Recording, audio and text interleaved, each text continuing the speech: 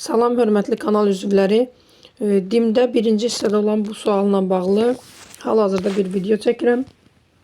Diqqətlə suala fikir verin. Burada əksərən insanlar çaşırlar. Hətta mən deyərdim ki, bəzi müəllim qruplarında da görürəm, bu sualla bağlı müzakirə yaranır. Sualın bir dənə tipinə fikir verək. Bir qafiyə təşkil edən sözlər nədir?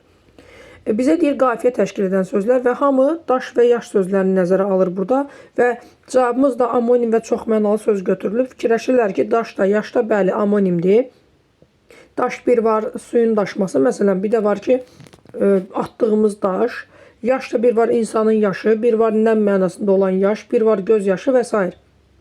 Bəs fikirləşilir ki, çoxmənalılıq tərəfi hansıdır? Düzdür, feil kimi daşmağın çoxmənalığı və s. düşünülür. Yəni ancaq bu iki söz üstündə düşünülür, daş və yaş sözü. Amma bir dənə şey nəzərdən qaçırılır. Qafiyə təşkil edən söz deyir də, düzdürmü? Azərbaycanla məşğul olan müəllimlər əksərən həm də ədəbiyyat müəllimləri təbii ki. Düzdür, hazırlıq uşaqlarını başa düşmək olar. Çünki onlar hamısı 3-cü qrup deyirlər. Amma burada bir dənə şeyə diqqət eləməliyik biz. Qafiyə burada sadəcə daş və yaş deyil. Axı, bu şeirin içində daxili qafiyə də var. Daxili qafiyə də nədir? Çıxaydım və baxaydım. Bax, bu iki söz. Daxili qafiyəmiz varsa, çıxmaq və baxmaq feilləri. Bu feillər özləri qafiyə təşkil edən sözlər.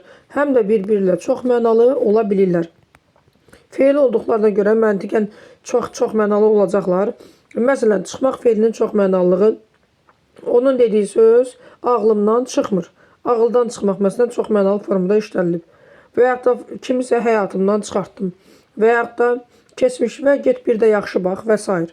Yəni burada qafiyə təşkil edən sözlər deyəndə sadəcə axırdakı bu iki sözü nəzərə alsaq düzgün olmaz. Həm də burada daxili qafiyəni də bu iki sözlə nəzərə almaq lazımdır.